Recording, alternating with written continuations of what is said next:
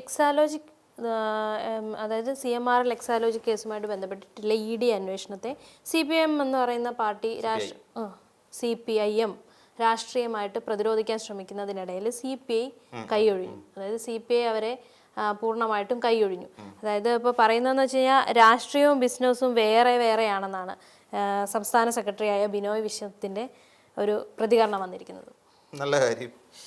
ഇപ്പോഴെങ്കിലും CPIക്കാർക്ക് തലയ്ക്ക് വെളിവുണ്ടായല്ലോ, അത് നല്ല കാര്യമാണ്. കാരണം വേറൊന്നുമല്ല, CPI എന്തിനാണ് ഇതിനകത്ത് തലയിടാൻ പോകുന്നത്? സത്യം CPI തലയിട നാറ്റക്കേസാ. ബിസിനസ് വേറെ, രാഷ്ട്രീയം വേറെ. ബിനോയ് വിശ്വത്തിൻ്റെ നിലപാട് വളരെ ഷാർപ്പാണ്. ബിസിനസ് വേറെ നിലപാട്, പിന്നെ രാഷ്ട്രീയം വേറെ. രാഷ്ട്രീയം പിന്നെ ഇതിനകത്ത് മിക്സപ്പായി വരുന്നതാണ് ഏറ്റവും വലിയ പ്രശ്നം. എന്നാൽ മിക്സ് ആയിട്ടില്ലേ? മിക്സായി, രാഷ്ട്രീയം മിക്സായി. കാരണം ഈ വീണ വിജയന് ഈ CMRLന്റെ ഈ കരിമണൽ കർത്തയുടെ ഒരു കമ്പനി, ഒരു ഇൻവെസ്റ്റ്മെന്റ് കമ്പനിയാണ്. അപ്പോൾ ആ കമ്പനിയിൽ നിന്ന് 50 ലക്ഷം രൂപ വായ്പ നൽകിയിട്ടുണ്ടായിരുന്നു. 50 ലക്ഷം കേട്ടു നോക്കണം. അപ്പോൾ ഈ 50 ലക്ഷം രൂപ വായ്പ നൽകിയ സാഹചര്യമുണ്ട്. എന്നാൽ ഈ വീണ തൈക്കണ്ടിയിൽ ഇതിനു മുമ്പ് തവണ മുടക്കിയിട്ടുണ്ട്, തിരിച്ചടയ്ക്കാനുണ്ട് പൈസ. ആ തിരിച്ചടയ്ക്കാൻ പൈസ ഉള്ള സമയത്ത് വീണ തൈക്കണ്ടിയിൽ വീണ്ടും 50 ലക്ഷം രൂപ കൂടി കൊടുത്തു. നമ്മളിവിടെ സാധാരണക്കാരൻ എവിടെയെങ്കിലും ഒരു 15,000 രൂപ ലോൺ എടുക്കാൻ വേണ്ടിയിട്ട് എവിടെയെങ്കിലും ഒരു ബാങ്കിൻ്റെ ചോട്ടിലോട്ട് ചെന്നിട്ടൊരു അപേക്ഷ കൊടുത്തു കഴിഞ്ഞാൽ ആദ്യം അമ്മമാർ അടിച്ചു നോക്കും, ആധാർ കാർഡ്, മെറ്റേ കാർഡ്, മറിച്ച കാർഡ്, ഇതുപോലുള്ള കമ്പനികളുടെ കാര്യം പറയുന്നത്. അടിച്ചു നോക്കും ആധാർ കാർഡ്, പാൻ കാർഡ്, ഇതെല്ലാം കൂടെ അടിച്ചു നോക്കി കഴിയുമ്പം നമ്മുടെ സിബിൽ സ്കോർ വന്നിട്ട് 300, 400, 500, 600. രക്ഷയില്ല കേട്ടോ. ഇപ്പോൾ ഓണക്കാലം ഇല്ലേ വരുന്നത്. നമ്മുടെ നാട്ടിലുള്ള ചെറുപ്പക്കാരൊക്കെ വിചാരിക്കും വീട്ടിലേക്ക് ഒരു TV മേടിക്കണം, അല്ലെങ്കിൽ ഒരു ഫ്രിഡ്ജ് മേടിക്കണം, അല്ലെങ്കിൽ ഇതൊന്നും, അല്ലെങ്കിൽ ഒരു 2 വീലറെങ്കിലും ഓണത്തിനൊന്ന് ഇറക്കണമല്ലോ.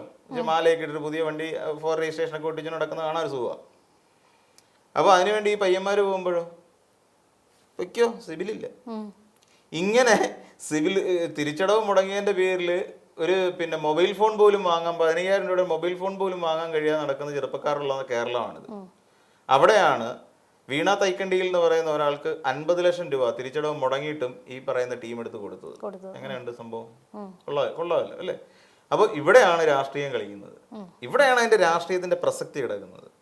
CPIM നേതാവിൻ്റെ, ഉന്നത CPIM നേതാവിൻ്റെ മകളായതുകൊണ്ട് വീണ തൈക്കണ്ടിയിൽ എന്ന് പറയുന്ന ഒരു വ്യക്തിക്ക് 50 ലക്ഷം രൂപ വീണ്ടും കൊടുക്കാൻ വേണ്ടി തയ്യാറാകുന്ന ഒരു അന്നത്തെ സിറ്റുവേഷനിൽ വേറൊരു കാര്യം കൂടെ ഉണ്ടല്ലോ. നേതാവല്ല, മുഖ്യമന്ത്രിയുടെ മകൾ. പിന്നെ അന്ന് മുഖ്യമന്ത്രിയുടെ മകൾ. ഇതിനു മുമ്പ് ചിന്തിക്കുകയാണെന്നുണ്ടെങ്കിൽ പാർട്ടി സംസ്ഥാന സെക്രട്ടറിയുടെ മകൾ. കുറച്ചുകൂടെ ചിന്തിക്കുകയാണെങ്കിൽ ഇതിനു മുമ്പ് വൈദ്യുതി വകുപ്പ് മന്ത്രിയായിരുന്നത് MLA ആയിരുന്ന ഒരാളുടെ മകൾ. ഇത്ര വർഷക്കാലമായി അല്ലെ, അരനൂറ്റാണ്ട് കാലത്തിനപ്പുറത്ത് നിന്നുകൊണ്ട് പിണറായി വിജയൻ രാഷ്ട്രീയ പ്രവർത്തനം തുടങ്ങിയിട്ട് അരനൂറ്റാണ്ടിന് മുകളിലായി. ഒരു പുരുഷായുസോളം എത്തുന്നു അദ്ദേഹത്തിന്റെ രാഷ്ട്രീയ പാരമ്പര്യം അല്ലേ. അപ്പം അരനൂറ്റാണ്ട് കഴിഞ്ഞിരിക്കുന്നു എന്ന് പറയുന്നത് ശരി. അങ്ങനെ രാഷ്ട്രീയ പാരമ്പര്യമുള്ള ഒരാളുടെ മകൾക്ക് കൊടുത്തില്ലേ പിന്നെ ആർക്ക്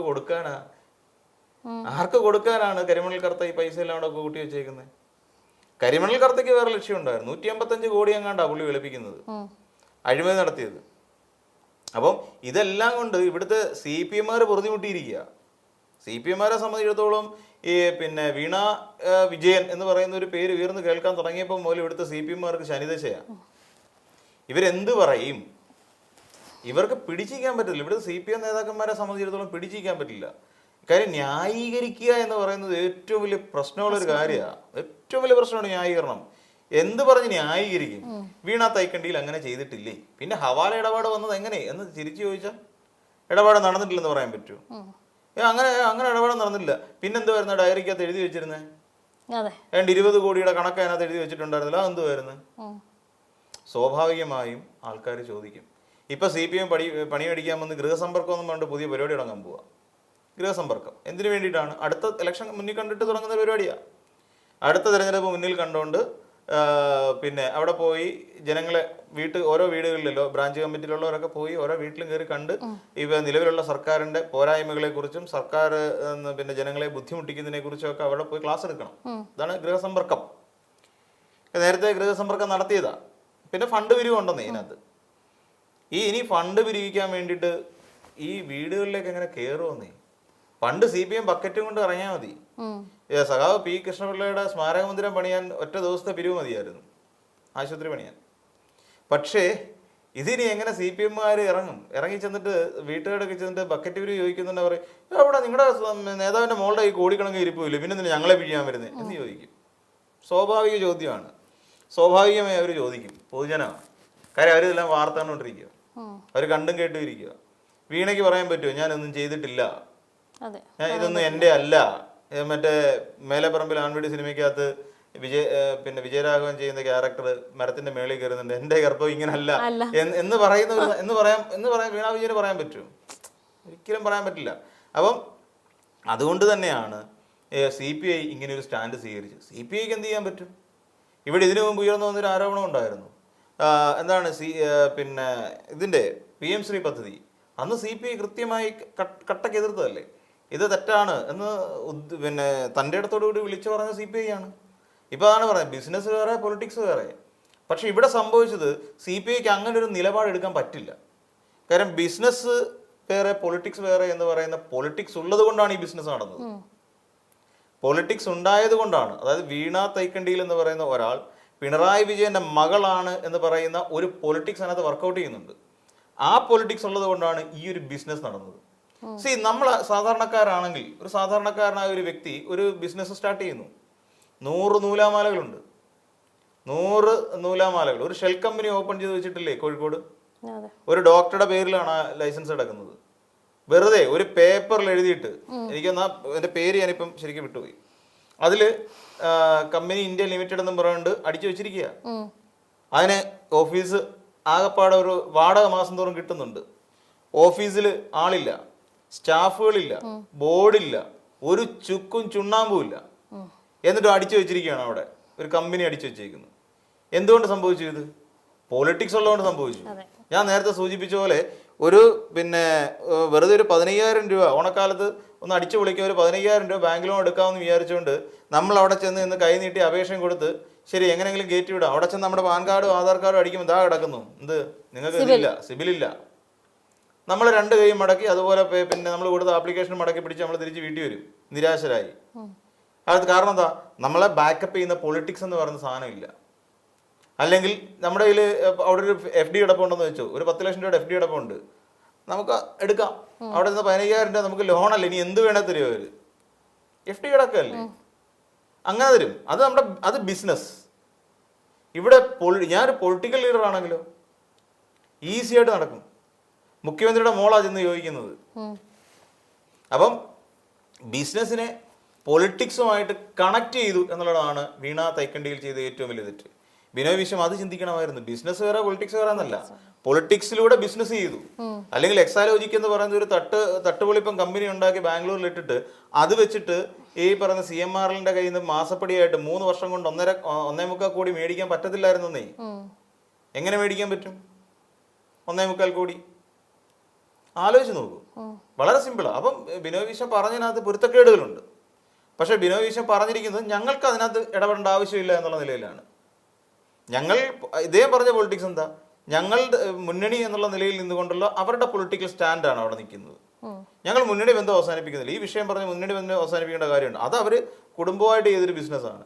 ഇതേ പിണറായി വിജയൻ എന്ന് പറയുന്ന നേതാവ് 2 കൈ ഉയർത്തി പിടിച്ചിട്ടാണ് പറഞ്ഞത് സഭയിൽ നിന്നിട്ട്. 2 കൈ ഇങ്ങനെ ഉയർത്തിപ്പിടി, ഈ കൈകൾ ശുദ്ധമാണ് എന്ന് സഭയിൽ നിന്നുകൊണ്ട് പ്രസംഗിച്ചതാ. വീണ തൈക്കണ്ടിയിൽ എന്ന് പറയുന്ന ഒരാൾക്ക് ബിസിനസ് ഉണ്ടായതിനെ കുറിച്ച് പിണറായി വിജയൻ പറഞ്ഞ എന്തുവാ? അത് അവളുടെ അമ്മയ്ക്ക്, അതല്ലെന്നുണ്ടെങ്കിൽ എൻ്റെ ഭാര്യയ്ക്ക് പെൻഷൻ കിട്ടിയ കാശിൽ നിന്ന് എടുത്തിട്ടാണ് ഈ കമ്പനി തുടങ്ങിയെന്നാണ് പറഞ്ഞത്. ഇപ്പൊ തെളിഞ്ഞില്ലേ പെൻഷനുമില്ല അല്ലെ? അന്ന് തന്നെ എല്ലാവരും ചോദിച്ചു, അങ്ങനെയാണെങ്കിൽ പെൻഷൻ കിട്ടിയ കാശ് കൊണ്ട് ഇടയ്ക്കൊരു ഈ ട്രാവൽ വ്ളോഗർ അല്ലെ ഓട്ടോ വ്ളോഗർ പുള്ളി പറഞ്ഞിട്ടുണ്ടായിരുന്നല്ലോ, അമ്മയുടെ പെൻഷൻ കിട്ടിയ കാശ് കൊണ്ടൊന്നും ഈ കാറ് മേടിക്കാൻ പറ്റില്ല എന്നുകൊണ്ട് ഒരു കാറ് പരിചയപ്പെടുത്തുന്ന കൂട്ടത്തിൽ പുള്ളി പറഞ്ഞു പോയതാ. അതിന് കുറെ കമ്മ്യൂണിസ്റ്റുകാരെല്ലാം കൂടെ കയറി അതിന് കമന്റ് ചെയ്തു. അങ്ങനെ രാഷ്ട്രീയമായി പോയി. സത്യമല്ലേ? കൈ അധ്വാനിച്ച് നന്നായിട്ട് അധ്വാനിച്ചാൽ മാത്രമേ ഇങ്ങനെ ഒരു കാറ് മേടിക്കാൻ പറ്റൂ, അല്ലാതെ അമ്മയ്ക്ക് പെൻഷൻ കിട്ടിയ കാശ് കൊണ്ട് മേടിക്കാൻ പറ്റില്ല എന്ന് പുള്ളി പറഞ്ഞു. സത്യമല്ലേ? ഇങ്ങനൊരു കമ്പനി ഓപ്പൺ ചെയ്യുന്നു. ഈ കമ്പനിക്ക് ഈ പറയുന്ന CMRL നിന്ന് ഫണ്ട് അനുവദിക്കുന്നു. ഇത് എങ്ങനെ വിദേശത്തെത്തിയതിന്റെ പണത്തിന്റെ കണക്ക് എങ്ങനെയാണ് ഈ വീണ തൈക്കണ്ടിലിന്റെ ഡയറിക്കകത്ത് വന്നത്? പ്രസക്തമായ ചോദ്യമാണെന്നേ. അപ്പോൾ എന്തുകൊണ്ട് സംഭവിച്ചു? പൊളിറ്റിക്സ് ഉണ്ട്, പൊളിറ്റിക്സിലൂടെ ഫിനാൻസ് അല്ലെങ്കിൽ ബിസിനസ് നടക്കുന്നുണ്ട്. അപ്പം രണ്ടും കൂടെ മിക്സ് ചെയ്ത് വെച്ചുകൊണ്ടുള്ള ഒരു നടപടിക്രമത്തിലൂടെയാണ് കാര്യങ്ങൾ പോകുന്നത്. അല്ലാതെ വേറെ ഒന്നുമല്ല. വളരെ കൃത്യമായ നിലപാടാണത്. കൃത്യം ഇല്ലാന്നുണ്ടെങ്കിൽ പൊളിറ്റിക്സ് ഇല്ലായിരുന്നെങ്കിൽ ഈ നാട്ടിലുള്ള പലർക്കും ഇന്ന് നമുക്കറിയാം, ഈ പിന്നെ നടക്കുന്ന എല്ലാ രാഷ്ട്രീയക്കാർക്കും കോടിക്കണക്കിന് രൂപയുടെ ബിസിനസ് നടക്കുന്നുണ്ട്. നമ്മളെ പലർക്കും അറിയില്ല എന്ന് മാത്രമേ ഉള്ളൂ. കോടിക്കണക്കിന് രൂപയുടെ ബിസിനസ് ഇന്ന് നമ്മുടെ പൊളിറ്റീഷ്യൻസിന് പലർക്കും ഉണ്ട്. ബനാമികളിലായിട്ട് പേരുകളിൽ ബിസിനസ് നടക്കുന്നുണ്ട്. എത്രയോ ബിസിനസ്സുകൾ നടക്കുന്നുണ്ട്. ഇപ്പം എന്താ KT ജലീൽ പറഞ്ഞത്, മുസ്ലിം ലീഗുകാരുടെ വീട്ടിൽ കയറി പിന്നെ റെയ്ഡ് നടത്തി കഴിഞ്ഞാൽ 100 കോടിയിലധികം രൂപയുടെ ഹവാല ഇടപാട് കണ്ടുപിടിക്കാൻ പറ്റുമെന്നാണ് KT ജലീൽ പറയുന്നു. നമുക്ക് അറിയാം ഇതിനെ ഈ പൊളിറ്റിക്സ് എന്ന് പറയുന്ന ഒരു സാധനത്തെ നമ്മൾ മാൽ പ്രാക്ടീസിന് വേണ്ടി ഉപയോഗിക്കുന്നു. നമുക്ക് പല കാര്യങ്ങളും സാധിച്ചെടുക്കാൻ വേണ്ടിയിട്ട് നമ്മൾ ഇതിനെ ഉപയോഗിക്കുന്നു. ഇതാണ് ആക്ച്വലി നമ്മുടെ ഇന്നത്തെ പൊളിറ്റിക്സ് എന്ന് പറഞ്ഞാൽ. അതുകൊണ്ട് CPI എന്ന് പറയുന്ന ഒരു രാഷ്ട്രീയ സംഘടന കൃത്യമായ നിലപാടെടുത്തുകൊണ്ട് നിലപാടെടുത്തുകൊണ്ട് ഇതിനെ പ്രതിരോധിക്കുക. പിന്നെ CPM-നെ സംബന്ധിച്ചിടത്തോളം ഇനിയും പ്രതിരോധിക്കാനൊന്നും പറ്റില്ല. പ്രതിരോധിച്ചിട്ട് കാര്യമില്ല. കാര്യങ്ങൾ കൈവിട്ട് നിൽക്കുക. ഇനിയും വീണ വിജയനെ നിയമത്തിന് വിട്ടുകൊടുക്കുക എന്ന് മാത്രമേ ഉള്ളൂ.